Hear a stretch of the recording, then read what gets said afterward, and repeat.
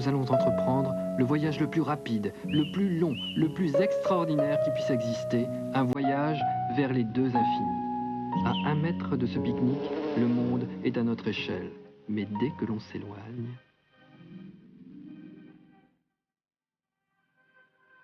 10 mètres. À chaque cadre, la distance qui nous sépare du sol est multipliée par 10, et par 10 aussi le côté du carré. Un zéro de plus. 100 mètres. La hauteur d'un gratte-ciel.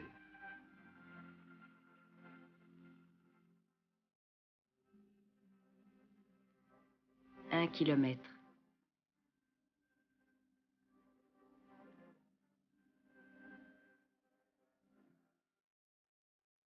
10 kilomètres. Nous sommes à l'altitude d'un avion de ligne.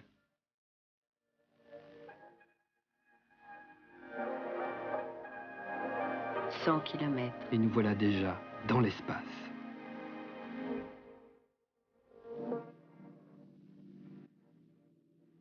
1000 kilomètres. L'altitude d'un satellite.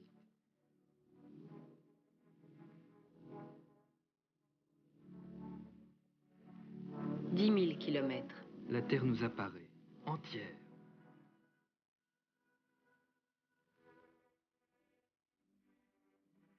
100 000 kilomètres. Nous échappons maintenant à l'attraction de notre planète.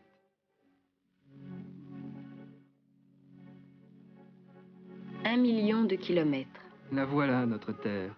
Et tout autour, la trajectoire de la Lune. L'homme n'est jamais allé plus loin.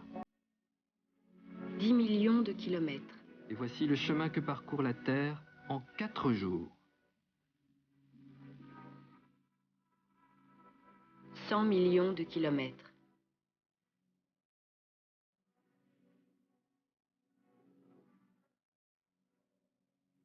1 milliard de kilomètres.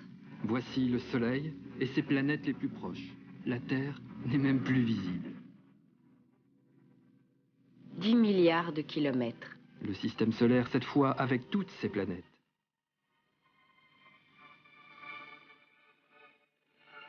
100 milliards de kilomètres. Et le voilà, notre système, tout petit dans son coin d'univers. 1000 milliards de kilomètres. On ne voit plus que le Soleil, le seul repère brillant. 10 000 milliards de kilomètres. 100 000 milliards de kilomètres.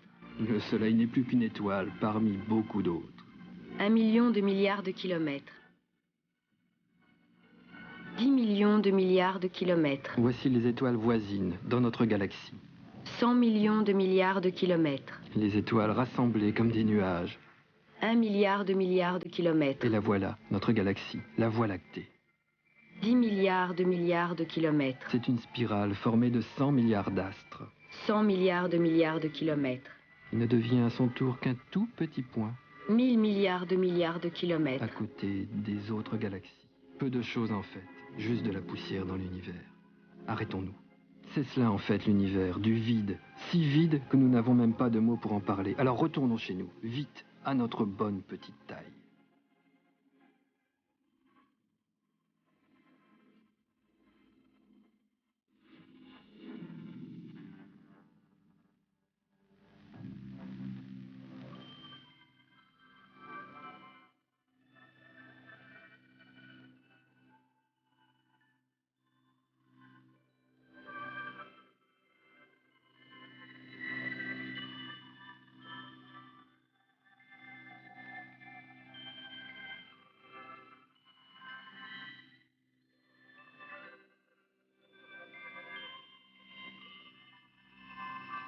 Notre dimension, enfin. Tout semble simple et pourtant, il y a un autre univers, un autre infini, tout aussi fou que le précédent, et cet univers-là, il est en nous. 1 dixième de mètre. Le dos de notre main. 1 centimètre. Les plis réguliers de notre peau.